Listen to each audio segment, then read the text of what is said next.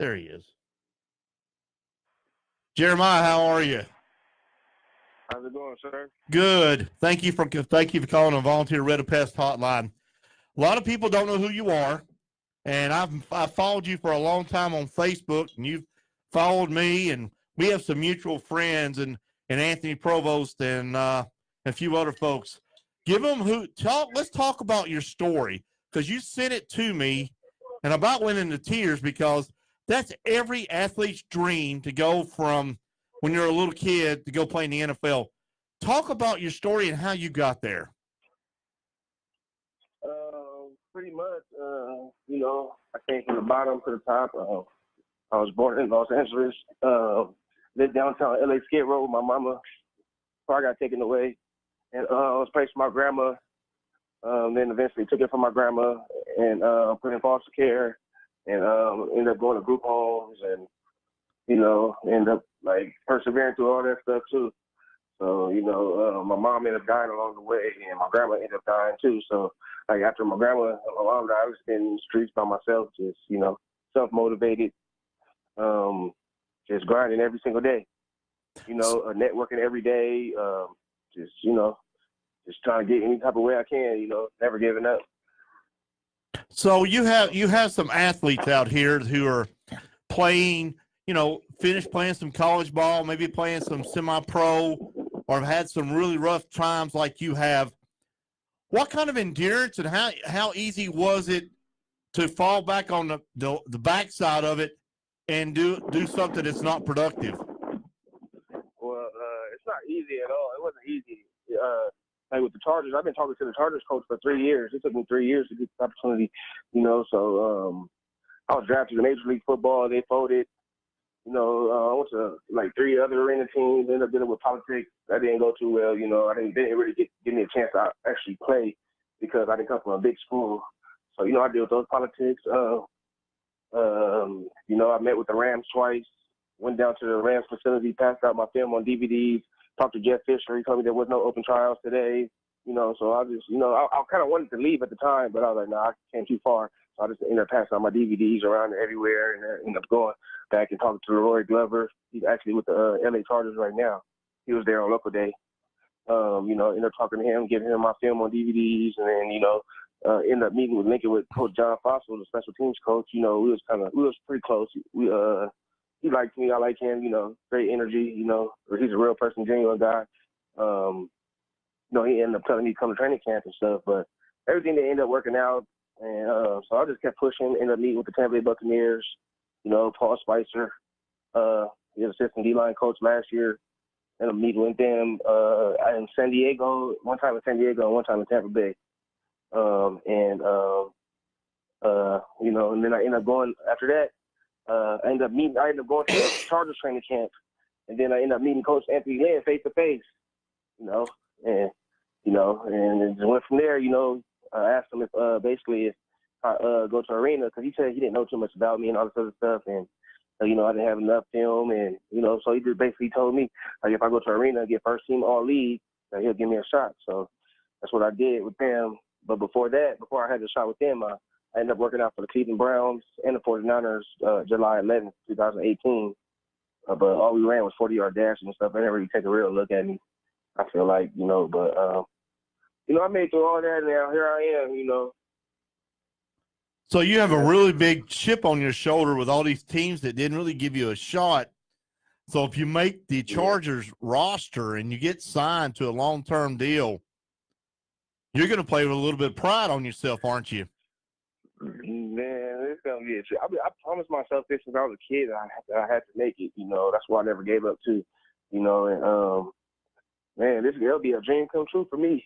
I'm not out there playing for the money or anything like that. I'll take the cheapest pay I can take just to play. I just want to play, I want to play for Coach Anthony Lynn. He actually took the time to look at me, so, I love that. I respect it, and that's the type of person I want to play for.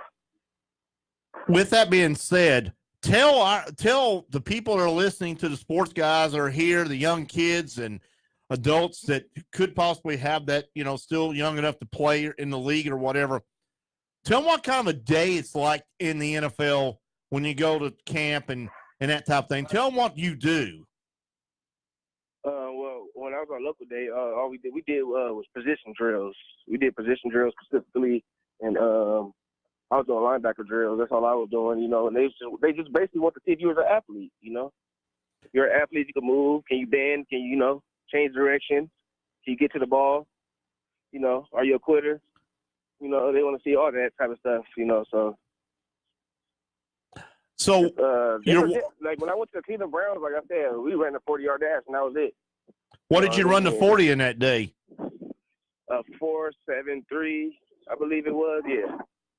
So, what does your day consist of now? What are you doing to train and all that? Tell them what you're doing as far as lifting, the kind of day you're having, how many days you're in the gym, that kind of thing. I'm in the gym every day. You know, I'm doing insanity.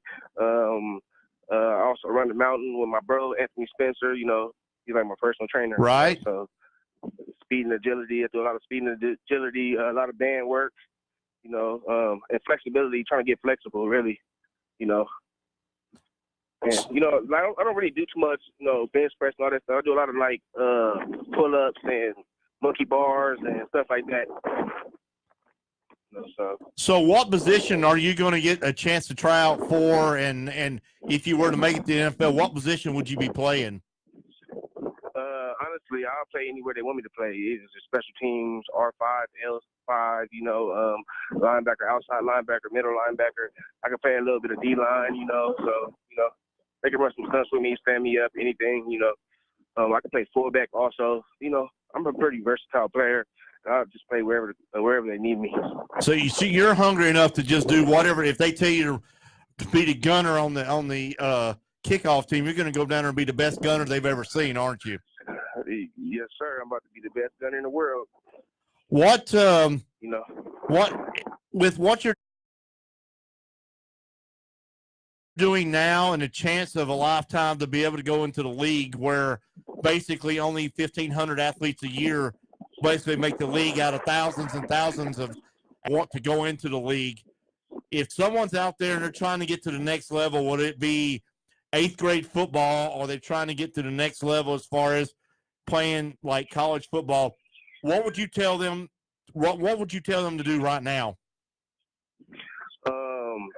They got it pretty made right now. You know, a lot of guys are training kids now. I didn't actually have all that stuff growing up. I was just had to go off of some determination and how bad I really wanted it. But you know, it's all about how bad you really want it. That's how I feel. So if you're serious, you're not gonna let nothing get in your way. Nobody get in your way. You know what I tell folks, Jerimiah?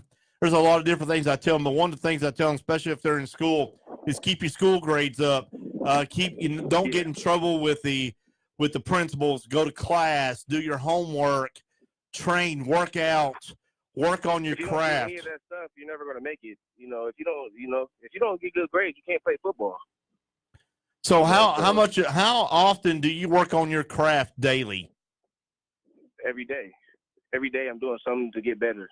You know, like I'm meeting somebody new, you know, I'm always like I network more than the usual person. Like that's I'm really big on networking.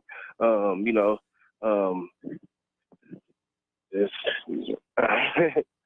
I mean, you sound you sound excited, you sound very motivated. I guess one of the last questions so you can get back to doing what you're doing is if someone wanted to get hold of you and find out how to, you know, get started, how you got started, how can they follow you on social media? You can follow me on Instagram, StruckTheWorld33. You know, you can follow my Twitter. My Twitter account is KingStruck24. Okay. Either one of those. Well, thank you so much for being a part of the Sports Guys Radio Show here in Chattanooga, Tennessee, and telling folks that all dreams are possible if you just work for it. Yes, sir, man. You got to put that work in. I ended up going to the league and first team all league, led the league in tackles, you know, my rookie season. So I came in hungry. I came in my first week hungry. You know, I let everybody know when I got there I'm hungry. I didn't come all the way from California to come to North Carolina to play no games. So I'm serious. You know, that's how everybody got to be. You got to take everything serious. I know it's a game, you know, but you got to take stuff serious sometimes, you know, and it's all about how business. you really want it in life. Well, if you make the Chargers, don't forget the sports guy here. Send me an autographed jersey. I never forget anybody, man. I'm not like everybody, man. I'm appreciative. I appreciate everything and everybody, man. I'm a loving person. Yes, sir. You know, and I like to get in the community. I like to do motivational speaking too. So yeah, if somebody wanted to bring you in, if someone wanted to bring you in for a speech here, they just got to hit you on one of your social media handles, right? Yes, sir. Okay. Yep. All right, Jeremiah. Thank you so much for being a part of the Sports Guys. You have a good day. Yes, sir. Thank you so much. Bye-bye. Jeremiah Spicer.